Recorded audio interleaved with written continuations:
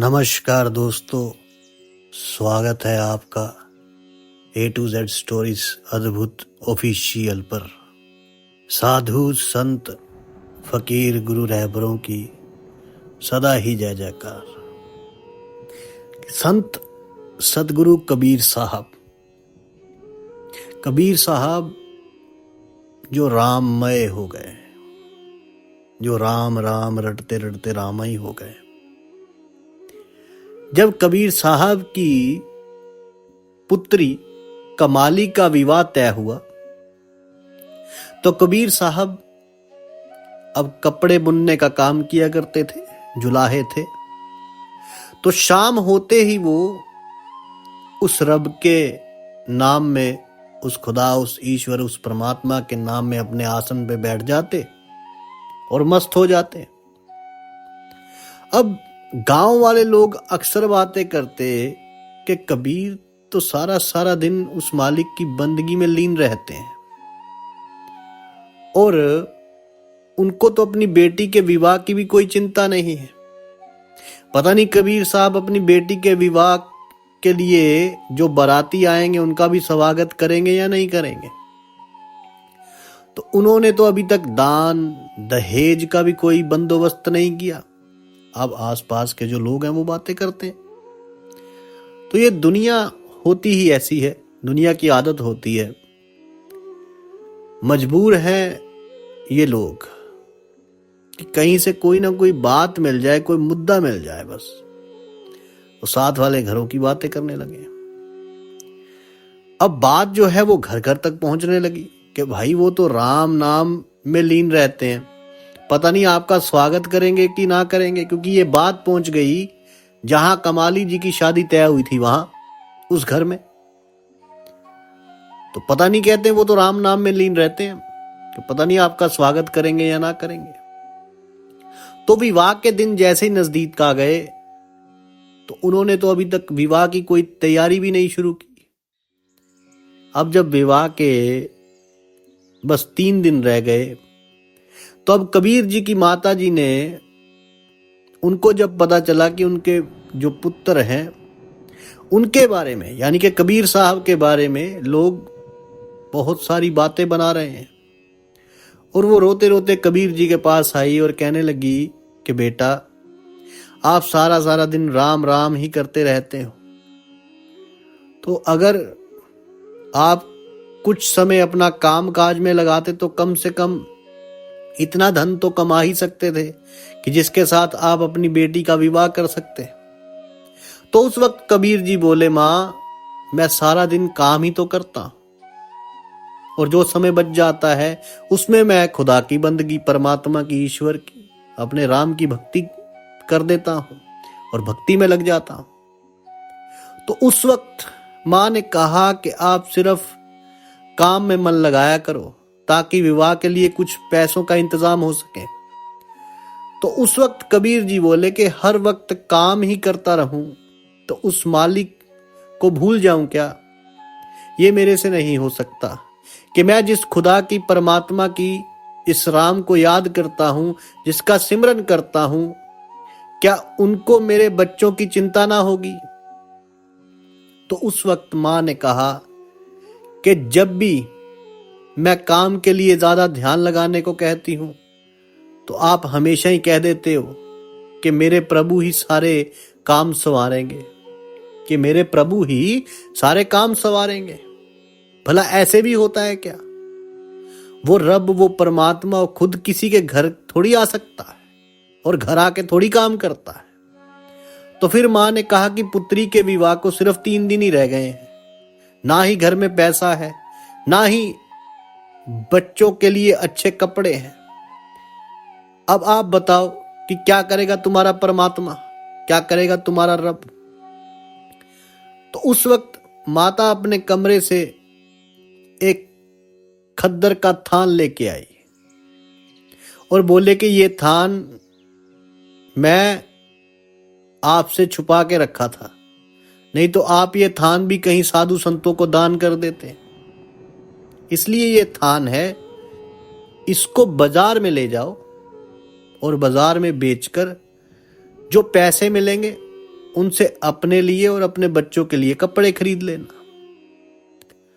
अब इतिहास कहता है कि कबीर जी अपने माता जी के कहे अनुसार उस खदान का जो थान था उसे बाजार में बेचने के लिए चले गए। अभी थोड़ी दूर ही गए, रास्ते में उन्हें एक साधु मिला, एक संत मिल गया, फकीर मिल गया। तो कबीर जी उनके पास रुक गए और उन्हीं के पास रुक के साधु जो थे, साधु उनसे कबीर जी के घर का ही पता पूछने लगे। तो उस वक्त कबीर जी ने कहा कि आप बताइए भाई क्या काम है। तो उस वक्त कबीर जी को साधु कहने लगा, वो फकीर कहने लगे कि मुझे तो कपड़ों की जरूरत है और मैंने सुना है कि कबीर जो है वो बड़े दानी हैं, बड़े मस्त मौला इंसान है, बड़े दानी है, परमात्मा में राम में रमाए हुए हैं, तो मैं उनके पास कुछ कपड़ा लेके आऊंगा। अब कहते हैं कबीर जी सोचने लगे कि अगर ये साधु घर गया तो माता जी तो पहले ही गुस्से में है, कहीं इसका अपमान न कर दें। तो कबीर जी ने अपने पास जो थान था उसमें से ही कपड़ा जो था वो निकाल के उन साधु जी को दिया। तो उस वक्त साधु वो फकीर कहने लगे कि भाई इतने से कपड़े के साथ मेरा क्या बनेगा, आप मुझे कबीर जी के घर का पता बताओ, मुझे तो ज्यादा कपड़ा चाहिए। तो कबीर जी बोले कि कितना कपड़ा चाहिए। तो साधु बोले कि सारा ही थान दे दो। तो कबीर जी अब उस वक्त हरफन मौला फकीर, और फकीरों के घर से कोई खाली तो जाता नहीं, पहुंचे हुए फकर। तो कबीर जी ने बिना सोचे ही वो सारा थान जो था वो उस साधु को दे दिया। अब थान दे दिया साधु को और फिर आगे चल पड़े। अब वहां सोचने लगे कि मैं अब घर जाके माता जी को क्या कहूंगा, मेरे पास तो एक भी पैसा नहीं है। तो कबीर जी ने विचार किया कि वो घर ही नहीं जाएंगे। तो उस वक्त कबीर जी गंगा किनारे जाके राम नाम के रंगों में मगन हो गए। तो कहने लगे कि ऐ रब, मैं सारी जिंदगी तेरे पे भरोसा रखा है, लोगों को जो भी बताया है यही बताया है कि उस सच्चे रब पे भरोसा रखो, क्योंकि परमात्मा उसके काज संवारता है जो उसको याद करता है। तो आज मेरी बेटी का विवाह है, आप मेरे काम में मददगार हो जाओ, सहाय हो वो। अब विवाह वाला दिन आ गया, जरा गौर कीजिए। अब जब विवाह वाला दिन आ गया तो सुबह सुबह एक तरफ सगे संबंधी रिश्तेदार आने शुरू हो गए और दूसरी तरफ कबीर जी के माता जी अपने पुत्र का इंतजार कर रहे हैं, चिंता में थे। इतने में एक आवाज आई कि मां दरवाजा खोल, कि मां दरवाजा खोल।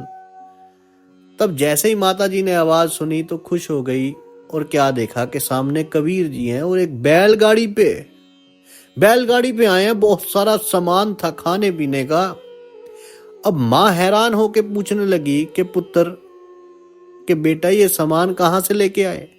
तो कबीर जी कहने लगे कि मां, आपने जो खद्दर का थान दिया था मैंने उसे एक रईस आदमी को महंगे दाम में बेच दिया, उन्होंने पैसे के साथ बच्चों के कपड़े भी दे दिए मुझे, और पैसे जो मिले उससे मैंने ये सारा खाने पीने का सामान भी लिया। तो उस वक्त माता बड़ी हैरान कि मेरे कबीर के पास ये बादशाहों वाले कपड़े कहां से आ गए, लगता है कहीं से कर्जा ले आया हो गए। तो उस वक्त मां ने फिर पूछा कि बेटा आज तक हम खद्दर ही तो बेचा करते थे, हमें तो कभी इतने पैसे मिले नहीं, तो फिर एक थान बेचने पर इतने पैसे आपको कैसे मिल गए? क्योंकि कबीर साहब ने भी जो कपड़े पहने थे वो भी शाही लिबास था। तो कबीर जी बोले मां आप शक मत करो, आपने जो खद्दर बुना था वो बहुत महंगे दाम में बिक गया है, तो आप मेरा यकीन करो। और इतना कहकर कबीर जी ने वो सारा सामान अपने घर में रख दिया। अब कहते हैं कि जब बारात आई तो उनका बड़े शाही ढंग से स्वागत हुआ, शाही ढंग, बड़ी शानो शौकत उनका स्वागत किया गया। उन्हें किसी चीज की कमी नहीं होने दी। अब पूरा गांव जो था वो कबीर जी के घर पहुंचा। तो कुछ तो ऐसे लोग थे जो वहां तमाशा देखने आना चाहते थे। वो कहते हैं ना कि जो फकीरों का तमाशा देखने वाले लोग होते हैं वो खुद एक दिन तमाशा बन जाते हैं।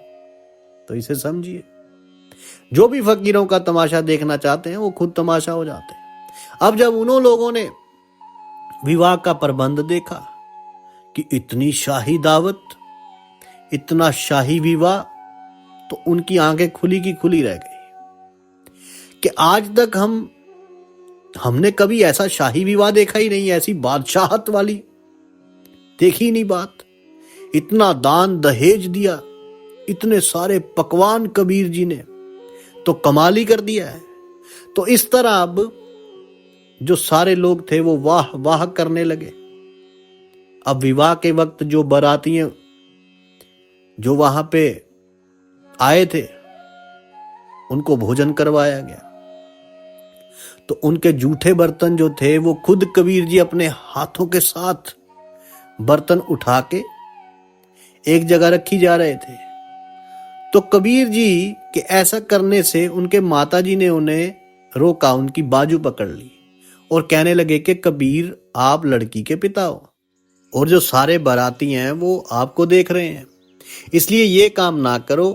तो कबीर जी बोले कि माँ, आज मेरा मन चाहता है कि मैं कुछ सेवा करूं। जरा गौर कीजिए, इन संतों, फकीरों, भक्तों के घर में परमात्मा स्वयं सेवा करने आता है। इसे समझना जरा गौर से। तो कबीर जी बोले कि माँ, आज मेरा मन चाहता है कि मैं कुछ सेवा करूं। तो उस वक्त माँ ने कहा कि बेटा, आज आप मुझे बड़े बदले बदले नजर आ रहे हो। अब इस तरह कबीर जी ने शाम तक अपनी बेटी की विदाई की। सारे काम से फारिग होकर अपने आसन पर जाके बैठ गए और कहते हैं कि उस वक्त माता ने आके पूछा कि बेटा, मुझे सच सच बता दो कि ये सारा खर्चा आपने किस तरह किया, इतना शाही विवाह कैसे किया। सभी सगी संबंधी हैरान है, सब आसपास वाले लोग हैरान हो गए। अब यही सवाल मेरे मन में है कि इतना शाही इंतजाम कबीर ने कैसे किया। तो उस वक्त कबीर जी कहने लगे कि माँ, मैं बहुत थक चुका हूं, सुबह होते ही मैं आपको सब कुछ बता दूंगा। अब इधर सारी रात माता को चिंता हो गई और सोचने लगी कि आज कबीर कुछ बदले बदले हैं। पहले तो आज तक मेरे से कभी कोई ऐसी बात छुपाई नहीं, ना ही कभी उनके पास इतने पैसे देखे मैंने कभी। अचानक मेरा बेटा इतना धनवान किस तरह हो गया। अब सारी रात ऐसी बातें सोचते सोचते माता जी की गुजर गई। अब सुबह जैसे ही सवेरा हुआ, माता जी कबीर जी के कमरे में आए तो क्या देखते हैं कि वहां तो कबीर जी है ही नहीं, वहां तो कबीर साहब थे ही नहीं। बड़ा ढूंढा उन्होंने पर कहीं नहीं मिले। उस वक्त माता ने पूछा सबको जो वहां मौजूद थे कि कबीर जी को कहीं देखा। अब सारे कहने लगे, रात को तो कबीर जी के साथ बड़े सवाल जवाब कर रहे थे, इसलिए हो सकता है कि कहीं नाराज होकर ना चले गए हों। तो माता जी को याद आया कि कबीर जी जब नाराज हो जाते हैं तो गंगा के किनारे चले जाते हैं। फिर माता जी जब गंगा किनारे उन्हें ढूंढने के लिए पहुंचे तो कहते हैं कि कबीर जी वहां चुपचाप शांत मगन। और उस वक्त मां ने कबीर जी को जोर से हिलाया, शांत मगन भक्ति में उनको जोर से हिलाया और कहा कि बेटा, अपनी बेटी की इतनी शानदार शादी कर कर ये क्या कर रहे हो, यहां बैठे हो। तो अब मेरी छोटी सी बात का बुरा मान गए, इतनी छोटी सी बात का। आखिर मैं तेरी मां हूं, मेरे मन में जो सवाल आया क्या मैं तो तुमसे पूछ नहीं सकती। सारे रिश्तेदार, सारे सगे संबंधी सभी यही प्रशंसा कर रहे हैं कि कबीर जी की लड़की का विवाह बड़ा शाही हुआ है। सारे गांव में आप ही का गुणगान हो रहा है, तो आप मेरी छोटी सी बात का बुरा मान गए और आकर यहां बैठ गए हो। अब जब ये बात कबीर साहब ने सुनी तो वो उठ गए और कहने लगे, माता मैं तो 3 दिन से घर आया ही नहीं, तो फिर कमाली का विवाह कैसे हो गया? तो माता जी बड़े हैरान होके कहने लगे कि ये कैसे हो सकता है और आप कैसी बातें कर रहे हो? सारा विवाह तो आपने आप किया, बैलगाड़ी पे सारा सामान आप खरीद के लेके आए, शाही कपड़े लेके आए, अपने हाथों से आपने कन्यादान किया, और फिर ये अजीब सी बातें क्यों कर रहे हो? तो मां ने कहा कि मेरे से नाराज होकर पहले घर से चले आए और अब आप अजीब सी बातें कर रहे हो, चलो मेरे साथ घर चलो। तो उस वक्त कबीर साहब घर जा रहे हैं अपनी माता जी के साथ, और रास्ते में सभी लोग झुक झुक कर उनको प्रणाम कर रहे हैं, सलाम कर रहे हैं। इसीलिए गुरु साहब ने भी फरमाया कि संता के कारज आप खलोया, सब कम करावण आया राम। तो जो संत गुरु रहबर जो उसके हो जाते हैं वो उसी के जैसे हो जाते हैं। उस वक्त कबीर साहब को पता चला कि मेरा जो कार्य था वो संवारने के लिए परमात्मा स्वयं आए थे। वो खुदा, वो रब, वो परमात्मा, वो ईश्वर जो भी उनसे मोहब्बत करे, इश्क करे, प्यार करे, प्रेम करे, तो संतों के घर में तो वो स्वयं आकर सेवा करते हैं। और ये उस परमात्मा से मोहब्बत की ही बात है, इश्क की ही बात है। अगर उनका प्यारा कभी मुश्किल में हो तो वो आ जाते हैं। बात तो सारी भीतर की है, जिसने जाना उसने पा लिया। साधु संत फकीर गुरु रहबरों की सदा ही जय जयकार। जल्दी मिलते हैं एक नई वीडियो के साथ, तब तक के लिए आप सबका धन्यवाद। आप सबके भीतर बसे उस परमात्मा को मेरा प्रणाम।